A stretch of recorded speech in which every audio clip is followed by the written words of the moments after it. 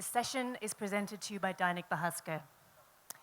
Makarand R. Paranjape is the author of 22 books and editor of another 24. His latest books include Debating the Post-Condition in India, Cultural Politics in Modern India, and The Death and Afterlife of Mahatma Gandhi. Paranjape is currently a columnist for DNA and Mail Today. Malashri Lal recently retired from her academic and administrative positions at the University of Delhi's English department.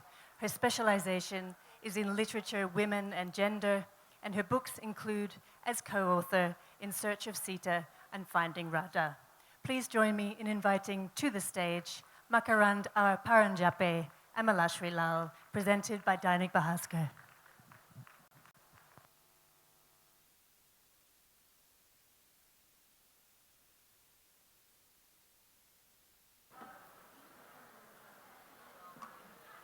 Good evening, everyone, and welcome to this very special session when some secrets are going to be revealed to you. The session is called The Chessmaster and His Moves, and it refers, of course, to our great Indian writer in English, Raja Rao. I wonder, of course, who the Chessmaster is and whose moves we are going to look into in this session. So just want to set the context that it is the title of a novel by Raja Rao, but we are going to talk about archival, unpublished material that Makarand Paranjape is the only one here who has access to.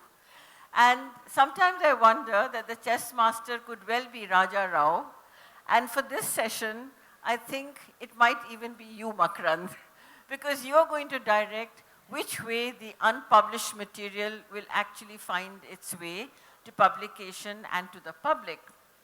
So I just want to set the ground by saying that, Makarand, you've had a very long association with Raja Rao.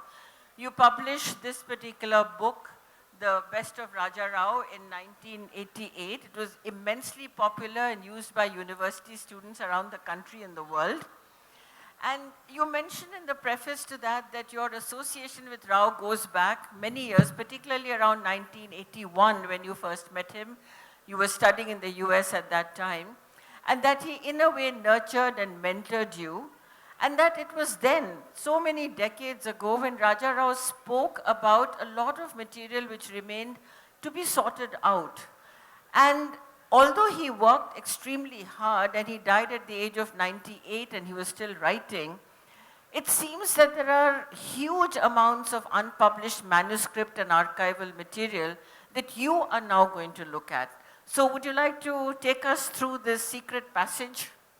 Thank you so much, Mala. It's a delight to be here this evening. Just before I came, somebody said, what's your session on? And I said, Raja Rao. And they said, who? So I'm really delighted and honored that all of you are here because Raja Rao lived life, I would say, in technicolor on a 70 screen. It was an extraordinary life. He belongs to the first generation of Indian writers in English who made it internationally, which includes Mulk Raj Anand, born 1905, R.K. Narayan, born 1906, and Raja Rao, the last of them, born 1908. And all of them lived to be almost 100 years of age. And they were all extraordinary in their different ways. Now, Raja Rao's first book was published in 1938, Kantapura, where he used a Puranic method of storytelling to talk about a small village, a fictitious, a mythical village in Karnataka, which he named Kantapura, and how the freedom struggle came to this village. And as you said, Kat introduced the session by saying chess maker. It's not chess maker, chess master. Now, who is the chess master? And I'll tell you the answer immediately. At least for Raja Rao, the chess master is the guru. And the guru is none other than God, or the highest absolute truth.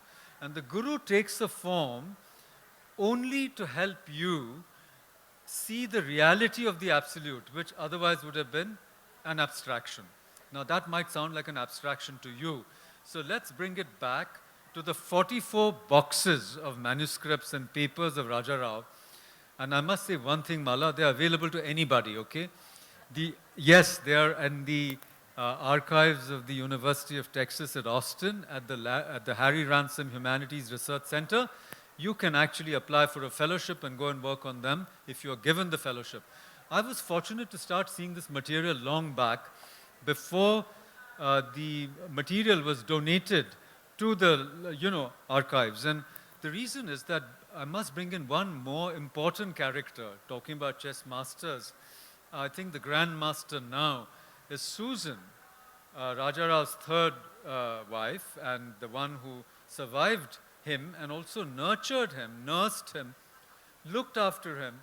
And though she's not a literary scholar, she was a nurse by training, she's the one who has organized all this material and has made sure that it has survived, because the last years of his life he had dementia.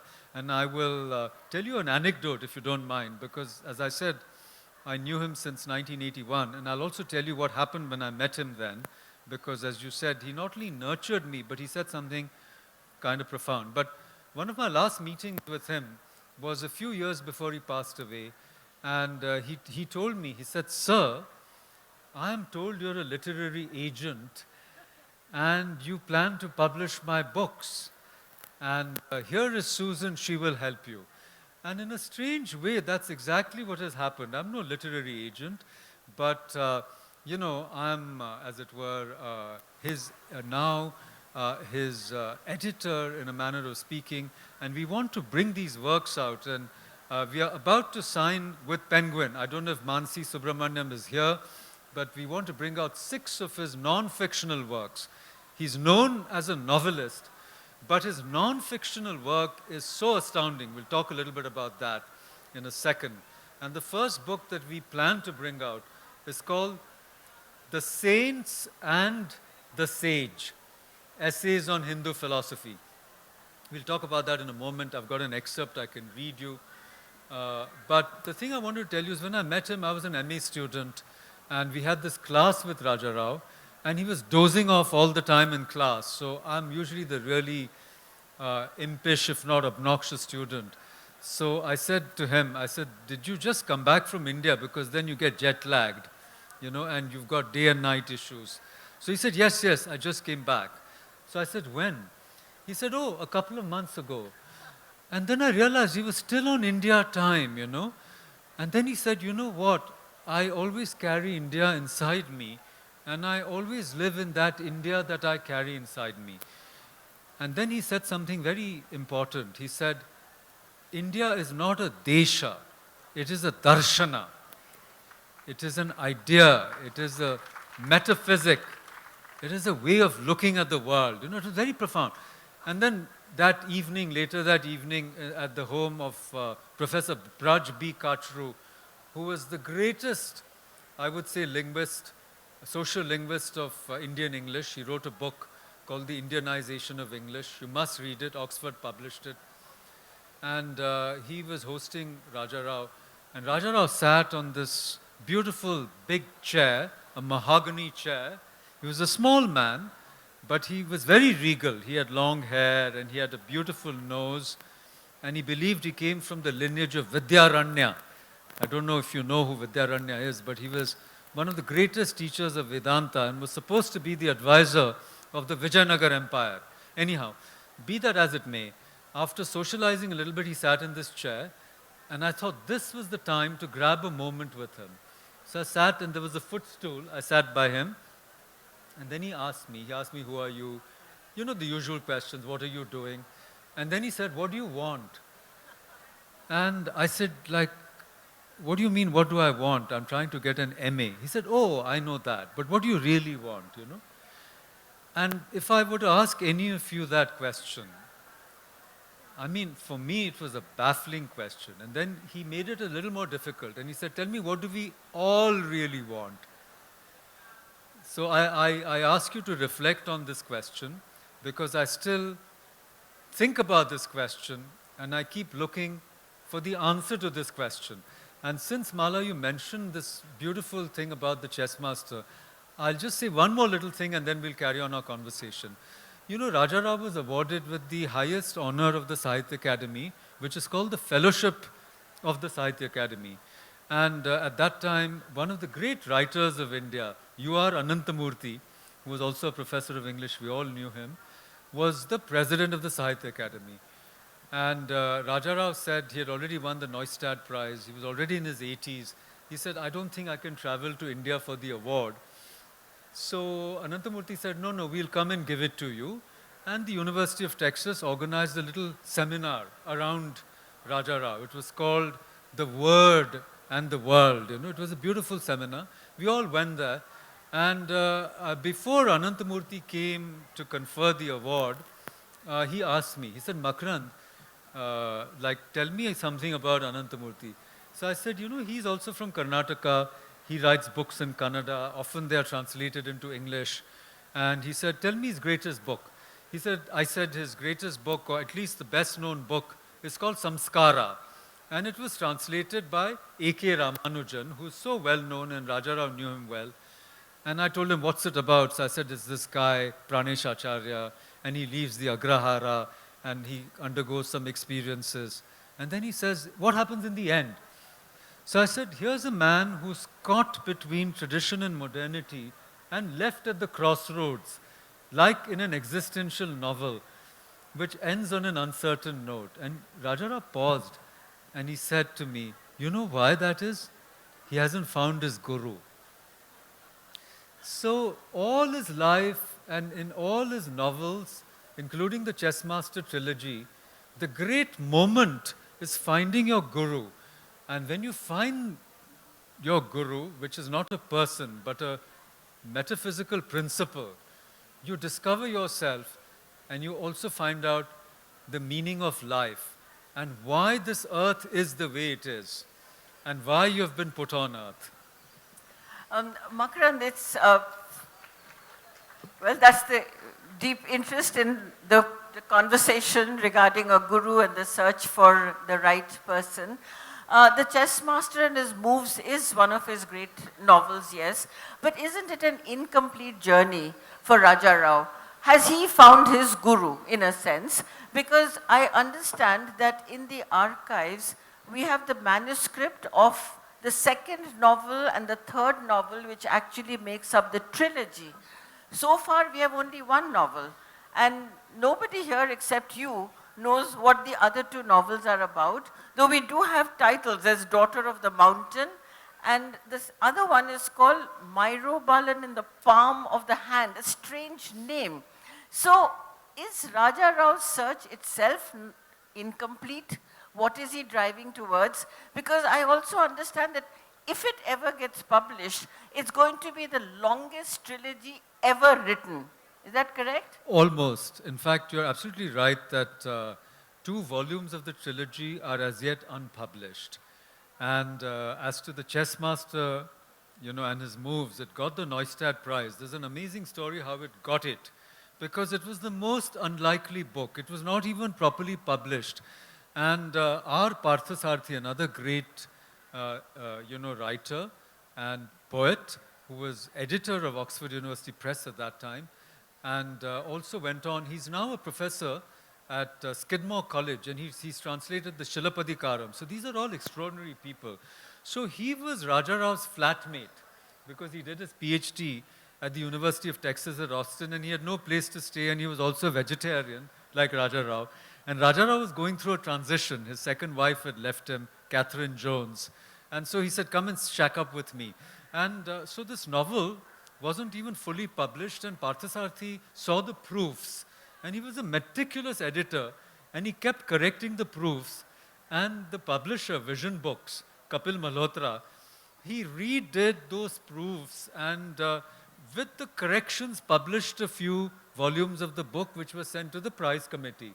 And one of the people in the jury was the great Edwin Tambu, you know, the dean and professor of English at NUS, Singapore. Anyhow, there were other contenders, but Raja Rao got the prize. And C.D. Narasimhaya, who was his greatest supporter in India, and the founder of Dhvanyaloka, and a great critic and scholar whom we all know, and no longer, of course, in our midst.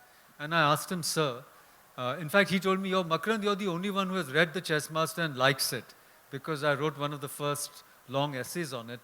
And I said, sir, how did you find it? So he said, it's like walking in ointment.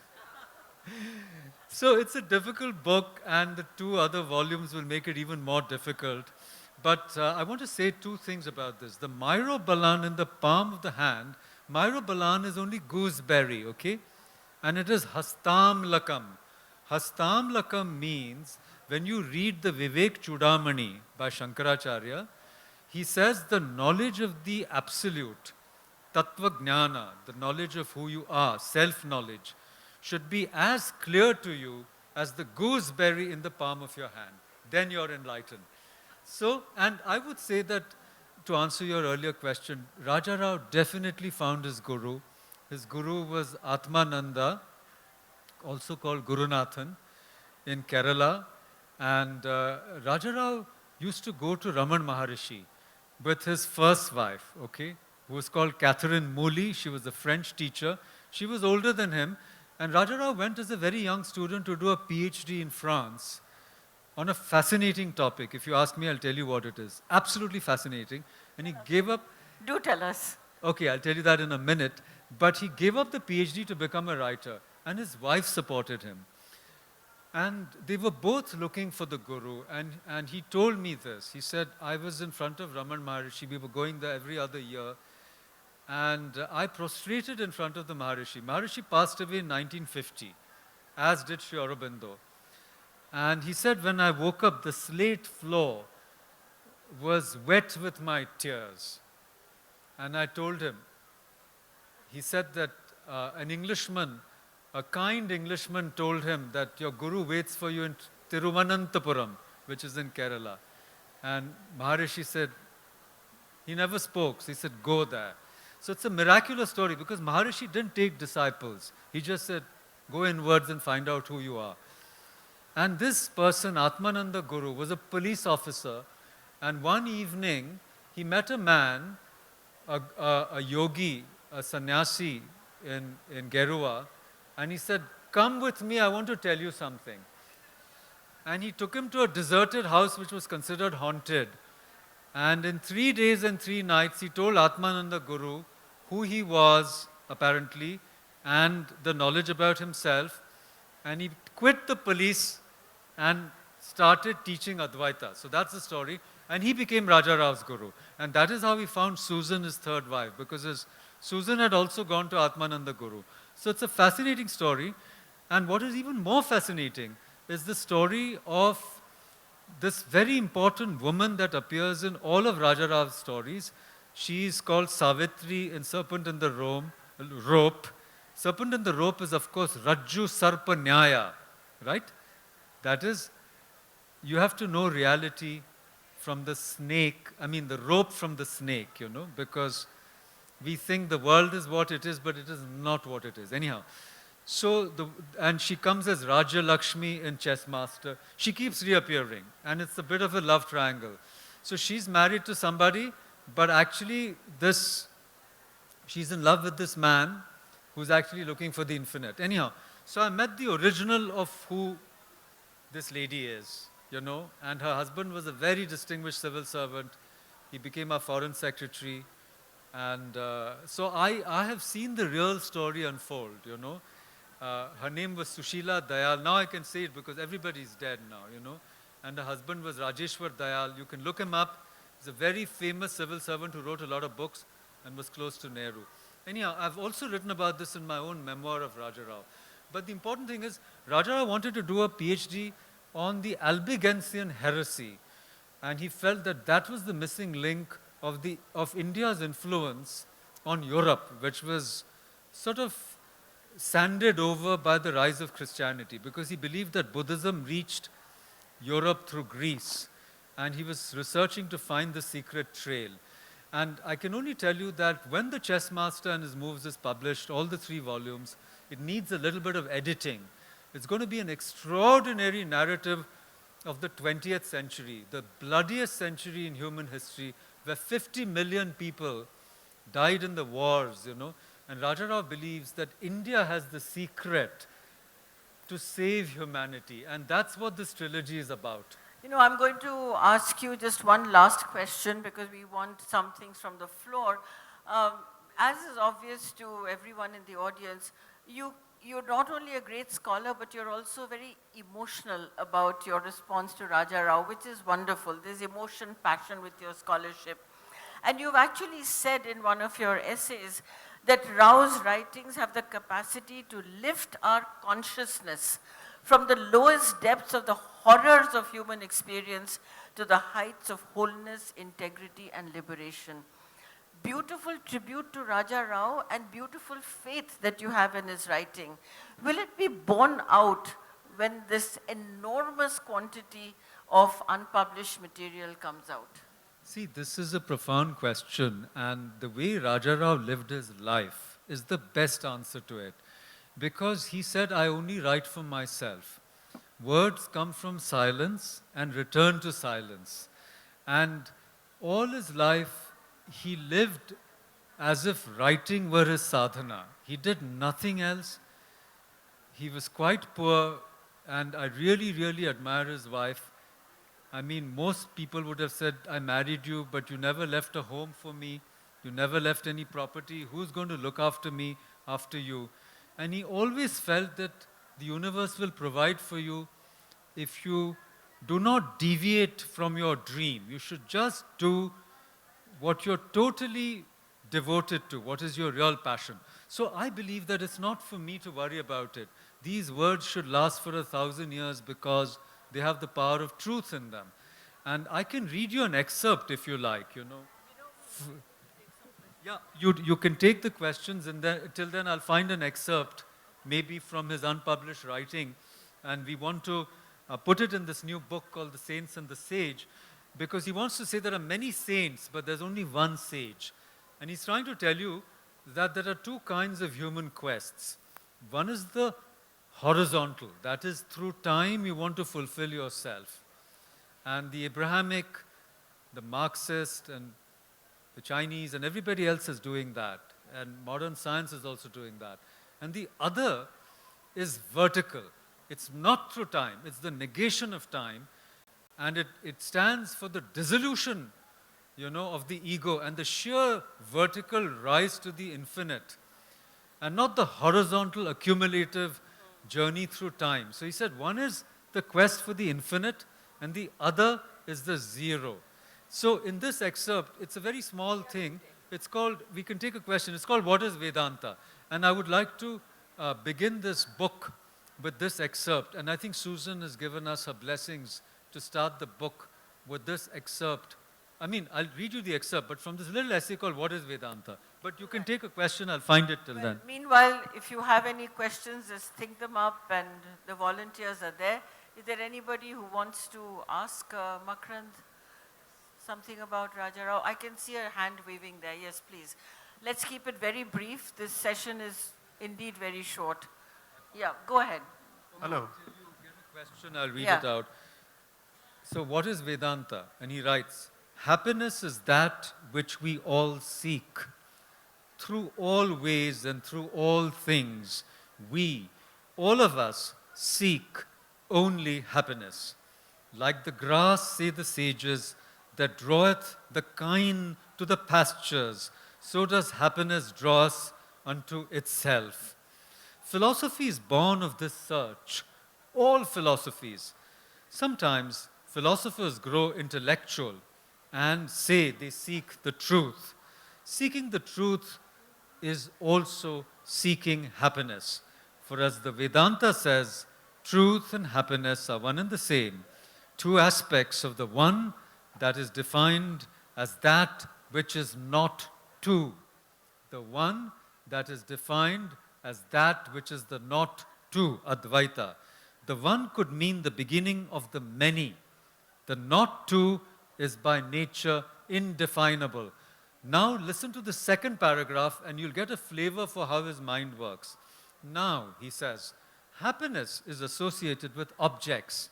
Objects are entities, animate and inanimate, and are outside us. We see a flower and we think it will give us happiness. We see a tree and a star in the clear, deep spaces of the evening, and we think it gives us happiness. The sun and the moon give us happiness. The face of the child on waking gives us happiness. The face of the brother, sister, father, friend, beloved, they are associated with happiness. Poets, Indian poets have shown the multiple mannerisms with which the face of the beloved could be the clother in words. Thy face is like the moon rising. Thou has a face like the spring moon, gladsome like sovereign moon, etc., etc. Objects of happiness are linked together by metaphor and association to reveal how great is the happiness enjoyed. We seek happiness round the street corner or by the daylight dreams, but there must be an object that is sought. An object-less happiness seems an anomaly, an irreverence, an invention. And yet, a serious analysis will prove simply, where happiness is enjoyed, there is no object. Well, that's a great sample of what we can expect when the material is published. We'll take one question. There was a gentleman there who had raised Before his you hand. say that, I want to give you one more amazing anecdote of Raja Rao. I was taken to a meeting with Ilya Prigozhin, the Nobel Prize winner in particle physics, who's also at University of Texas at Austin. I was with Raja Rao. We went to this gathering, and Raja Rao asked Prigozhin, many years ago, sir, I asked you a question. And Prigozhin said, what is it, Raja? And Raja Rao said, I asked you, sir, have you seen an object? And Prigozhin said, I had to admit that I had not. Would you like to ask your question? If you understand particle physics, you'll know what I'm saying. Go ahead, please. I have this question. I'm actually a professor at BITS Pilani. And basically the question comes back to what you said earlier. Why do we exist? I mean, do you have an answer? And this question has a context also. The other day, I was debating with my teenage daughter, and we were discussing Macbeth, Act 5, Scene 5, where he says, out, brief candle, out. You remember that, right? Life is a walking shadow, a poor player. So in that context... Full of sound and fury, signifying absolutely. nothing. But I will only try to answer the way Raja Rao would, which is, who is asking the question? When you say, why do I exist? Who is asking the question? Find out who the subject is. Don't worry about what is the object. Find out who the subject is. Who is it that is happy or unhappy or is asking the question, why do I exist? Okay? One more there. I see a hand there.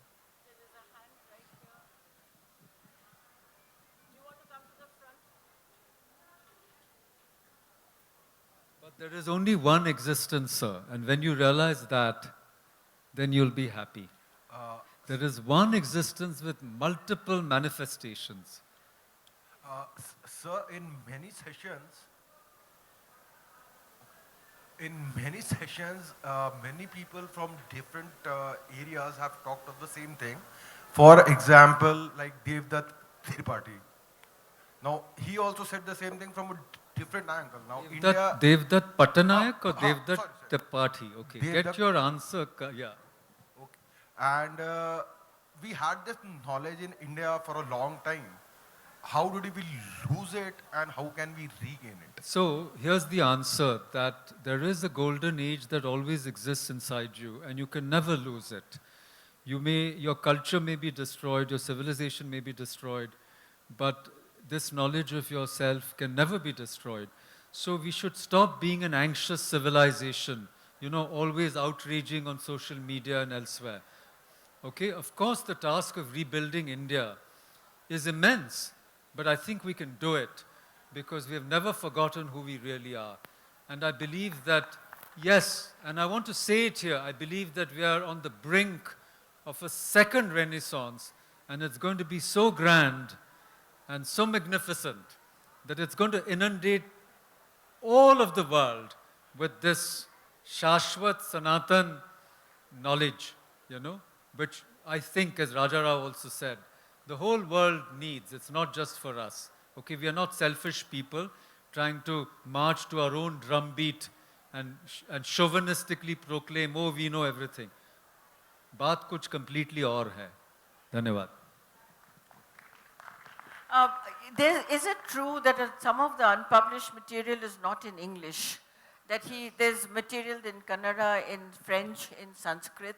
So really his corpus is far wider than we know so far. Exactly. In fact, that's a good way on which to end. But there's not that much of it. You know, there's a wonderful poem. It's a Kannada folk poem. I think there are people here from Karnataka. And this is a poem called The Story of the Cow, which is translated into Kannada, from Kannada to English verse. And it's a beautiful story. It's about a tiger who's very hungry and catches hold of this cow, who's like a kamadhenu, the cow of plenty. And this cow tells the tiger that, you know, my little babies are at home, so please let me go, and tomorrow I'll present myself back to you, and then you can eat me. I know you have to fill up your stomach. And so the tiger says, are you kidding me? When you say you'll come back, do you think I'll believe you? I'm not an idiot. So the cow says, no. You know, I'm telling the truth. I've never spoken a lie in my life, and I promise you I'll come back. So as the story goes, the tiger trusts the cow. So the cow goes home, feeds her babies, etc., and the village gathers around the cow because she's the source of prosperity for the whole village. And they say, no, you know, you can't go back, and we'll all be dead without you because you're the cow of plenty, you're the kamadhenu. She says, no, I've given my word, and I must go back. And so she goes back, and this is the story, that the tiger is so surprised by the nobility and honesty of the cow that he gives up his tiger nature, right? And he gives up his body. He starves to death because he's very hungry, and he's transformed. He's straightaway taken to heaven, and the cow returns home amidst rejoicing. And I asked Raja Rao, I said, what is all this about? He said, this is the story of British colonialism. This is what we did to them. Thank you so much. Thank you. That's a wonderful note on which to end this session. Thank you, Makarand. Thank you. What a wonderful audience. Please join me.